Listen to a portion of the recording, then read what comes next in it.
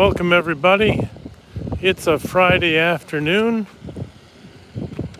It's nearly lunchtime and it's sunny in Orlando.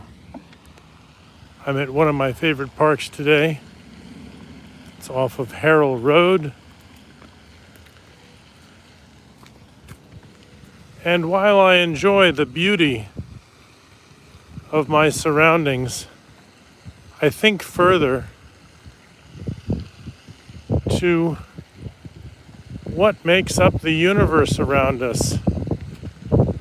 You know, our reality is we only see a small portion of it through our eyes, through our senses.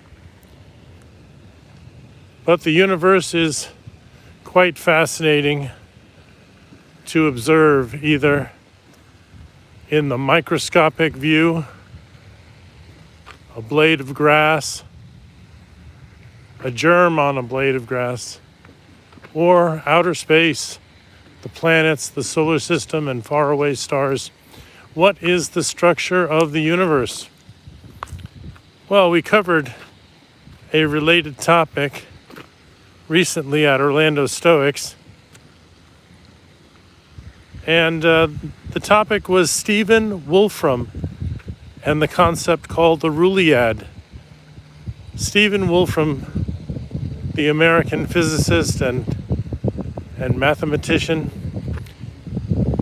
he came up with this term called the Ruliad. That's R-U-L-I-A-D, and it represents the computational limit of everything in the universe.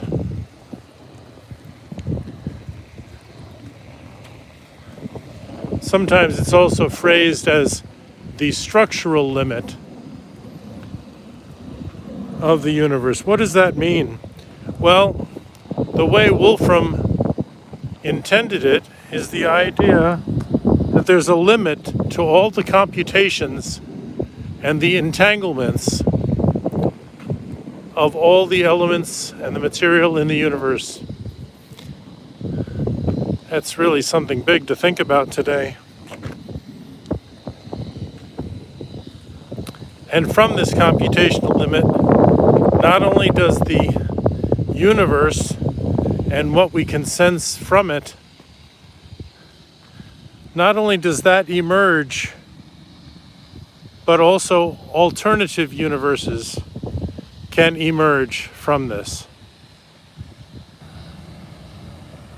Taking a moment here at one of the beautiful spots in the lake. You know, I can even feel on my skin some of the droplets from the fountain in the lake. The wind must be blowing consistently in my direction. But anyway, I ask this question for us to consider the Ruliad, or the computational limit of everything, because as a philosopher, we not only look inward, we look outward. We want to understand things. We want to explore things, have a better awareness of what's going on around us, and perhaps to explain, if we can, step out of the box, the figurative box that we all live in.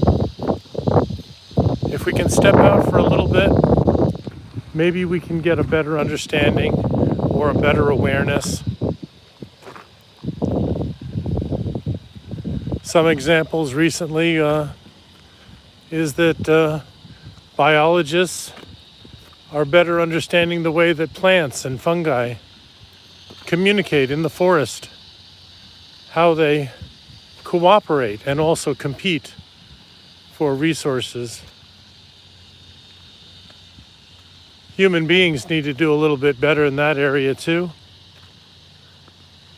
Without training, we can get upset with each other too easily. So we need to learn about those parts of the universe. But anyway, I'm glad I had a chance to stop and meditate a little bit today on this idea of the Ruliad by Stephen Wolfram. There's plenty of articles and resources online about this if you want to Google it and think more about the universe at large. You know, as a Stoic, we often talk about the inward exploration, but keep in mind we don't avoid the outward.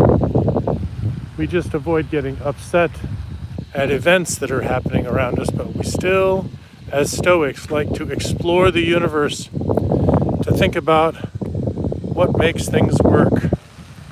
Why are things shaped this way? Anyway, that's something to think about. I do want to thank people in the room. Looks like Hannah and Jennifer and Linda and some others. Thanks for joining. It's a beautiful Friday. Hope you enjoy your day. This is StoicDan in Orlando.